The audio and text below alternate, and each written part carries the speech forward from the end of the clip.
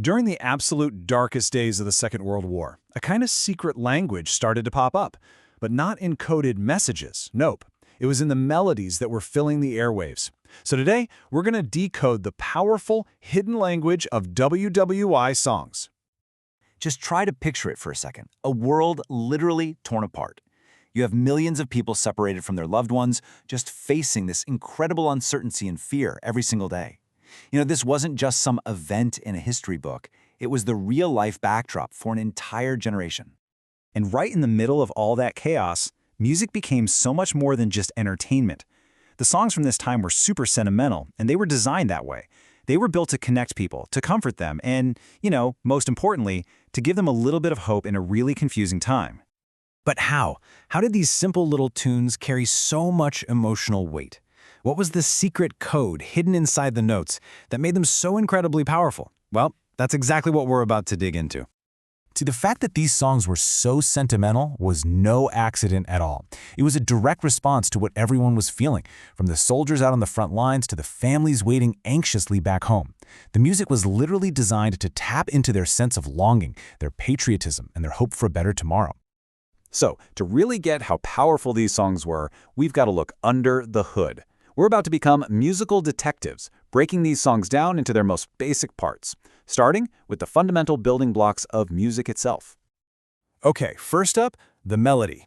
This is the heart of the song, right? It's the tune that you find yourself humming hours later, the part you just can't get out of your head. It's the musical line that was built to carry not just the notes, but all the emotion too. So what gives that melody its emotional shape? A huge part of it is pitch. Just think of it like notes going up and down a staircase. When the pitch goes up, it can sound like soaring hope, right? But a lower pitch can feel a lot more serious or personal. It's basically the emotional outline of the melody. And then you've got dynamics. This is all about the volume. A song might start out as a soft, gentle whisper, and then, boom, it builds to this huge, powerful chorus. Those changes create all the tension, the drama, and the emotional release. And when you put melody, pitch, and dynamics together, well, that's the emotional core of every single one of these wartime anthems. But the composers back then didn't just stop with one tune.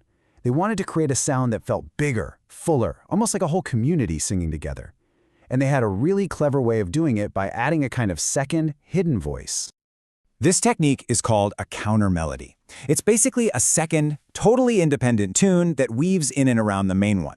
Don't think of it as just background music. It's more like a supporting character in a movie, adding all this new depth and richness to the story the song is telling. And this is where the real magic is. See, while the main melody is doing its thing, the counter melody has its own separate rhythm. That contrast is what creates this beautiful, rich sound. It basically turns a musical monologue into a conversation, with two voices telling a much more complex and emotional story together.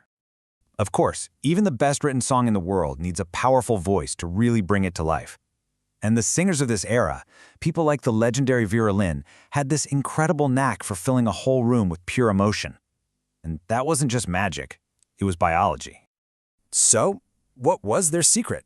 How did they make such a strong, controlled, and emotional sound without all the fancy microphones and tech we have today?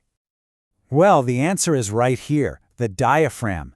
It's this dome-shaped muscle just under your lungs, and it is the absolute powerhouse of the voice. By controlling their breath with the diaphragm, singers could hold notes for a long time, project their voice across a huge hall, and control their volume with amazing precision. It was their secret weapon. And that physical control, that's what unlocks true expression. It's what allows a singer to pour genuine, real feeling into the music, to make a hopeful lyric actually sound hopeful, or to make a sad line feel absolutely heartbreaking. This is where physical technique becomes pure emotion. So you've got these really powerfully written songs, and they're being performed with incredible expression. But for them to spread and become these massive anthems, people needed a way to share them. They needed a common language. And that language is the musical score. You can just think of it as the complete recipe for a song.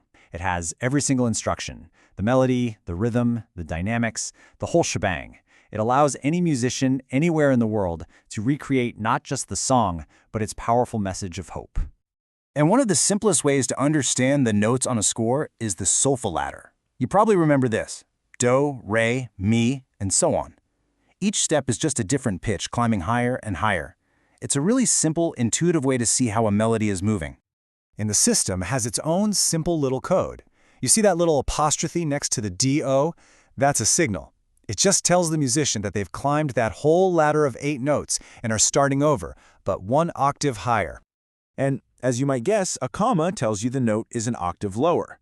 It's this really simple, elegant system that allowed the language of music to be written down and shared, spreading these messages of hope far and wide. So let's just recap the whole thing.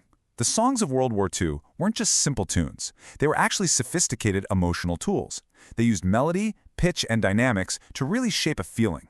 Then, they layered in counter-melodies for richness, and they were all delivered with incredible power, thanks to singers using their diaphragm. And it was all captured in a musical score, a shareable language of hope. Which, leaves us with one final thought. We've just seen how music was carefully and intentionally crafted to send a message of hope during one of history's darkest chapters. It really makes you wonder, if you were to analyze the music of our time in the same way, what would you find? What's the secret language, and what is the core message of the songs that we listen to today?